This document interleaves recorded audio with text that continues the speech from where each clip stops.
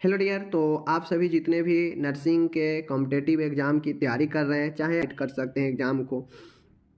तो ऐसे में डेली शाम के शाम आपके लिए वीडियो लेकर आ रहे हैं। जो भी लोग हैं कॉम्पिटिटिव एग्ज़ाम की तैयारी करने वाले नर्सिंग के, वो आकर डेली शाम में अपना वीडियो को इवनिंग में देख सकते हैं। ठीक है, चलिए तो शुरू करते हैं आज फिर से इस वीडियो को। आपके सामने में है, कहता है सूक्ष्म पोषक तत्व कौन सा है। मैंने आपको इस चैनल पर कितना बार बता चुका हूँ कि एक होता है आपका मैक्रोन्यूट्रेंट, ठीक है, एक होता है मैक्रोन्यूट्रेंट, एक होता है आपका माइक्रोन्यूट्रेंट। ठीक है, तो माइक्रो वाला जो होता है वह बिल्कुल सूक्ष्म मात्रा में भोजन में उपस्थित होता है।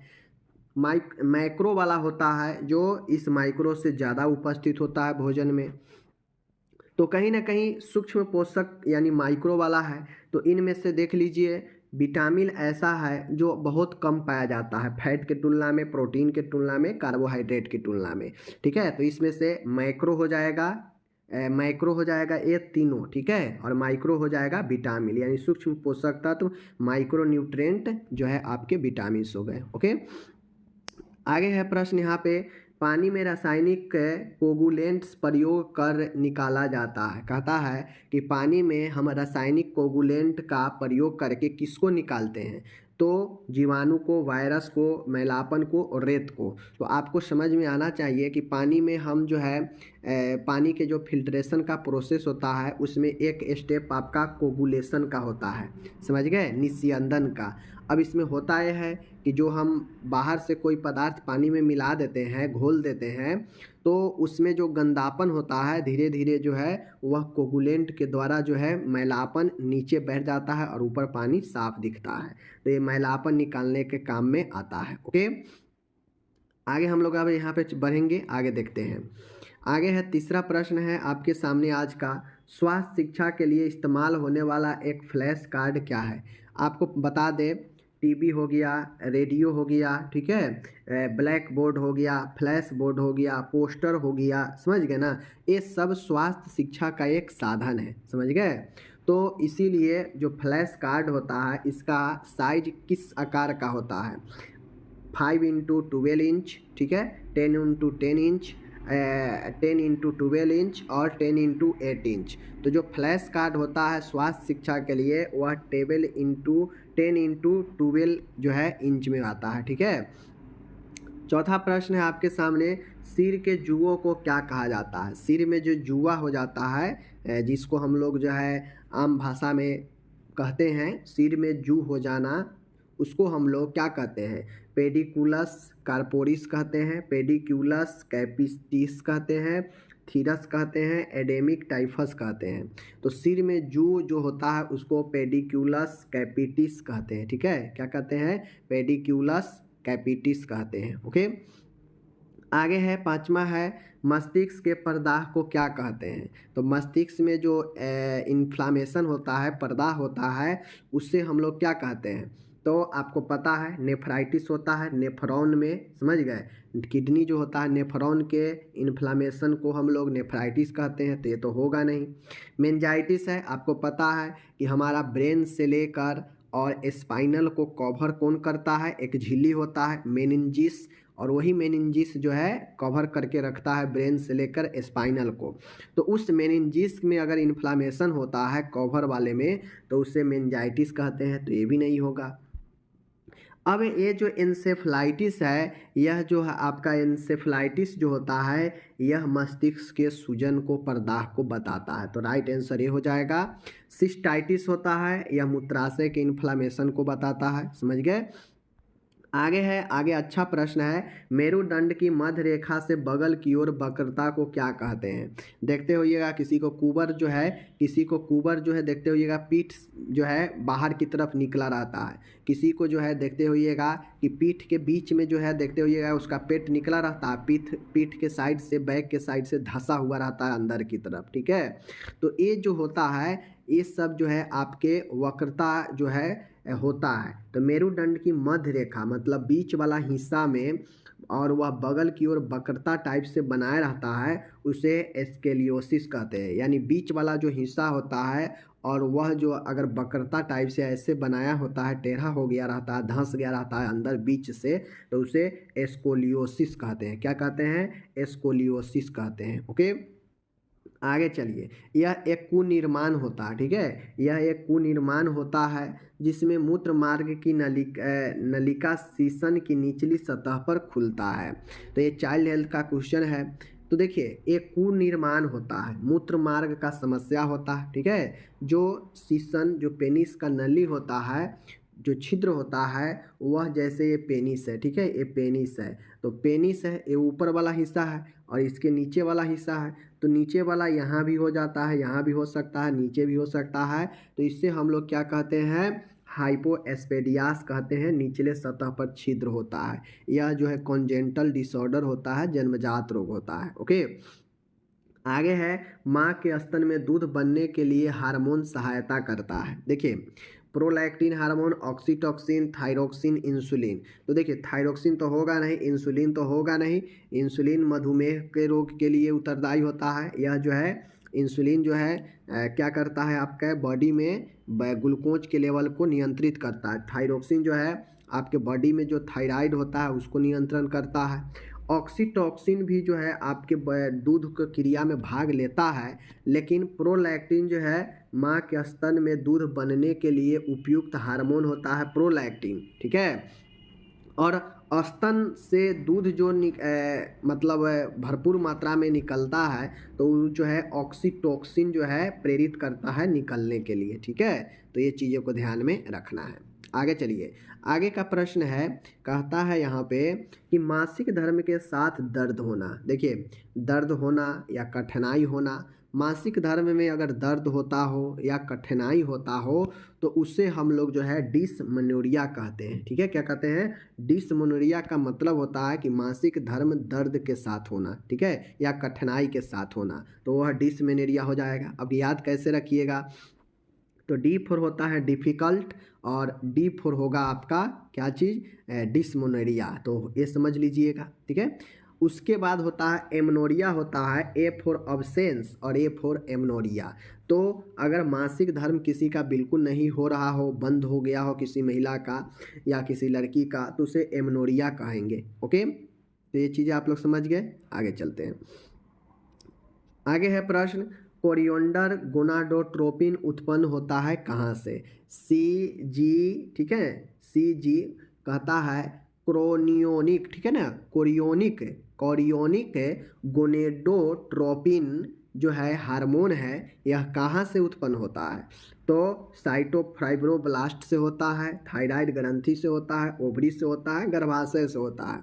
तो देखिए, कोरियोनिक गोनेडोट्रोपिन जो होता है यह साइटोट्रोफोब्लास्ट से उत्पन्न होता है। बहुत VVI क्वेश्चन है किसी भी कंपटीशन के लिए, मोस्ट VVI क्वेश्चन है, दिमाग में रख लीजिए कि कोरियोनिक गोनेडोट्रोपिन जो होता है वह साइटोट्रोफोब्लास्ट से उत्पन्न होता है। ओके, ये हो गया। आगे का प्रश्न कहता है कि 8वें सप्ताह से आगे अत्यधिक रक्त संवहन के कारण योनि मार्ग के लेटरल फॉर्निस में बढ़ी हुई धड़कनें महसूस की जा सकती है, इसे क्या कहते हैं? देखिए, ऐसे प्रश्न पूछेगा तो दिमाग में क्या रखना है? एक रखना है 8वें सप्ताह, ठीक है। उसके बाद लिखना है कि योनि मार्ग के लेटरल फॉर्निसेस, ठीक है। योनि मार्ग के लेटरल फॉर्निसेस जैसे ही आ जाएगा तो समझ जाइएगा कि ये पूछ रहा है कि योनि मार्ग के जो लेटरल फॉर्निसेज है इसमें रक्त अत्यधिक प्रवाह होने के कारण इसमें जो है बीट सुनाई पड़ती है, समझ गए।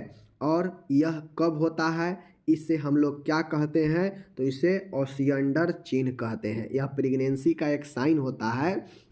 जब लगभग 8वें सप्ताह प्रेगनेंसी का हो जाता है तो वहाँ पे योनि मार्ग के आसपास एक जो है तनाव सा ब्लड अत्यधिक सर्कुलेट होने के कारण योनि मार्ग में लेटरल फॉर्निसेज जो होता है वहाँ पे एक तनाव बढ़ता है और वह महसूस किया जाता है धड़कन बीट के रूप में, और वह ओसियंडर चिन्ह होता है, उसे ओसियंडर साइन बोलते हैं। ओके, आगे है नाभि नाल में डैश होती है। नाभि नाल में यानी अम्बिलिकल कॉर्ड में बच्चा जो भ्रूण होता है गर्भ में, भ्रूण के जो नाभि होता है उससे लेकर जो फीमेल जो माता होती है उसके जो यूट्रस होता है, यूट्रस पर जो प्लेसेंटा आरोपित होता है, इस प्लेसेंटा से बच्चे के जो है बच्चा है, इस बच्चे के नाभि में जो है एक ज्वाइंट होता है और यही जो है इस नाभि नाल में कितने जो है आर्टरी और कितने वेन होते हैं बताना है। एक आर्टरी दो वेन गलत, दो आर्टरी एक वेन सही, ठीक है ना। तो जो नाभि नाल होता है अम्बिलिकल कॉर्ड, उसमें दो आर्टरी मतलब दो धमनियाँ और एक सिरा होता है, ठीक है, याद रखिए कुल 3 होता है। आगे है, कहता है यहाँ पे माय डियर कि क्लोरोप्रोमाजाइन, ठीक है, क्लोप्रोमाजाइन, ठीक है ना, क्लोप्रोमाजाइन एक है, क्या है, तो क्लोप्रोमाजाइन जो है यह एक प्रकार के क्या है, एंटी कन्वल्सल दवाई है, एंटी डिप्रेसेंट दवाई है, एंटी साइकोटिक दवाई है या एंटी एंजाइटी दवाई है। तो माय डियर क्लोप्रोमाजाइन एक प्रकार का एंटी साइकोटिक दवाई है, यह एक रोधी दवाई है, ठीक है, मनो अवसाद रोधी दवाइयाँ हैं। एंटी डिप्रेसेंट नहीं होगा, कन्वल्सल नहीं होगा, एंजाइटी नहीं होगा, एंटी साइकोटिक होगा। ओके, आगे का प्रश्न है, दूसरे के भाषण की बारंबारता नकल करना संवर्धित करता है, या दूसरे के भाषण हो, दूसरे के बातचीत हो, दूसरे के शब्द हो, इन सभी चीज़ों का नकल करना क्या कहलाता है, इकोपैरेक्सिया, इकोलेलिया, स्टीरियोटाइप और ऑटोमेटिज्म, ठीक है, ऑटोमेटिज्म। तो आपको मैं बता दूं, आपको पढ़ा चुके हैं इकोपैरेक्सिया क्या होता है। तो इकोपैरेक्सिया में किसी के कामों को, किसी के हाव भाव को अगर आप नकल करते हैं तो इकोपैरेक्सिया होता है, ठीक है, किसी के एक्शन के रिपीट करते हैं तो इकोपैरेक्सिया। ओके, और अगर किसी के बातों को, किसी के शब्द के सुन के आप उसे रिपीट करते हैं तो वह शब्दा अनुक्रम यानी इकोलेलिया होगा। तो राइट आंसर यही होगा, ठीक है। आगे चलिए, आगे का प्रश्न है, बहुत अच्छा प्रश्न है, अत्यधिक दिन के समय में नींद रहना कहा जाता है। दिन के समय अत्यधिक नींद रहना क्या कहलाता है। एमनेसिया होता है मेमोरी लॉस होना, हाइपर एमनेसिया होता है बहुत ज़्यादा भूलने लगना, ठीक है, पैरा एमनेसिया पेरामेनेसिया होता है, ठीक है, ये भी आपका मेमोरी से ही रिलेटेड है। जबकि एक है सोमनोलेंस, सोमनोलेंस होता है तंद्रा, मतलब बहुत ज़्यादा नींद की समस्या, ठीक है।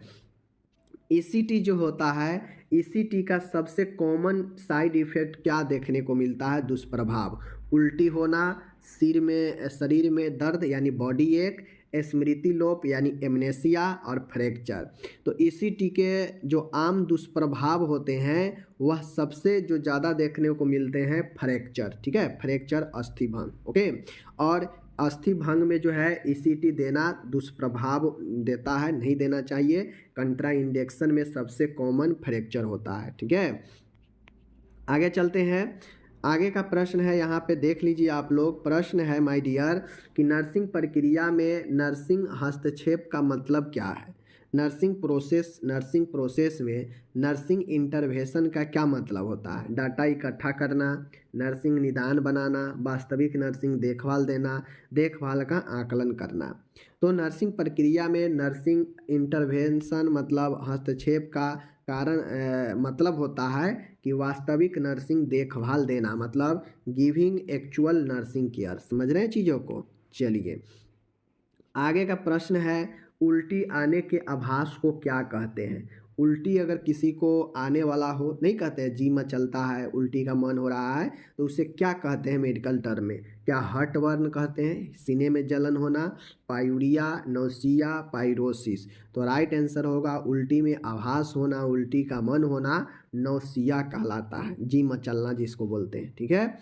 आगे का प्रश्न है, सेकेंड लास्ट है आज का प्रश्न का, मूत्र में शुगर की उपस्थिति को क्या कहते हैं। तो मूत्र में शुगर की उपस्थिति होना क्या ओलिगुरिया होता है, ग्लाइकोसूरिया, हेमेच्यूरिया, पायूरिया। तो डियर, मूत्र में शुगर आएगा मतलब डायबिटीज होगा, तो इस कंडीशन को हम लोग ग्लाइकोसूरिया कहते हैं, मतलब मूत्र में ग्लूकोज आना, ग्लाइकोसूरिया, ठीक है। ओलिगुरिया का मतलब होता है कि मूत्र का कम आना या मूत्र का कम बनना, ओलिगुरिया होता है। हेमेच्यूरिया होता है कि मूत्र में रक्त आना, ठीक है, हेमेच्यूरिया। और पायूरिया होता है मूत्र में पस आना, ठीक है, तो ये होता है पायूरिया। ओके, आज का वीडियो का आखिरी क्वेश्चन है, श्वसन की क्रिया पूर्णतः रुक जाना क्या कहलाता है। किसी के श्वसन अगर कंप्लीटली रुक गया हो तो इस कंडीशन को हम लोग क्या कहते हैं, यूपनिया कहते हैं, एपनिया कहते हैं, हाइपरनिया कहते हैं, टेकीपेनिया कहते हैं। तो सबसे पहले देखिए, टेकीपेनिया होते हैं श्वसन बहुत ज़्यादा तीव्र हो जाना, टेकीपेनिया। हाइपरपेनिया होता है कि श्वसन ज़्यादा होना, ठीक है, हाइपरपेनिया। एपनिया होता है बिल्कुल श्वसन नहीं होना। ए फॉर अब्सेंस और पिनिया वाला वर्ड आ जाएगा, समझ जाइएगा यह श्वसन को इंडिकेट कर रहा है, ठीक है। तो ए फॉर अब्सेंस यानी श्वसन की अनुपस्थित होना एपनिया, और यूपनिया तो होगा नहीं, ठीक है। तो इस प्रकार से मैंने आपको 20 क्वेश्चन अच्छे से समझाने का प्रयास किया। अगर आप चाहते हैं इसी प्रकार के और अच्छे अच्छे प्रश्न हम डिस्कस करके बताएं तो कमेंट जरूर कीजिए। आप लोग पढ़िए, डेली शाम के शाम जो है आपके वीडियो आ जाएगा। आप लोग डेली जब भी समय मिलेगा 24 घंटा, फिर एक डलने के बाद फिर एक दिन के बाद ही डलेगा, तब तक उस बीच में जब भी समय मिलेगा आप लोग देखिएगा, ठीक है। जब भी अगर आप तैयारी करते हैं कंपटीशन का तो आपको तो पढ़ना पड़ेगा। तो एक दिन में अगर 20 क्वेश्चन पढ़ते हैं, 40-50 क्वेश्चन का नॉलेज होता है तो ज़रूर पढ़ना चाहिए। 20 क्वेश्चन हम लाए हैं, लेकिन इस 20 क्वेश्चन से आप लोग 35-40 क्वेश्चन जो है समझिए। तो आपको ज़रूर पढ़ना चाहिए, शेयर भी करना चाहिए। मिलते हैं अगले वीडियो में, अपना ख्याल रखिएगा आप, धन्यवाद।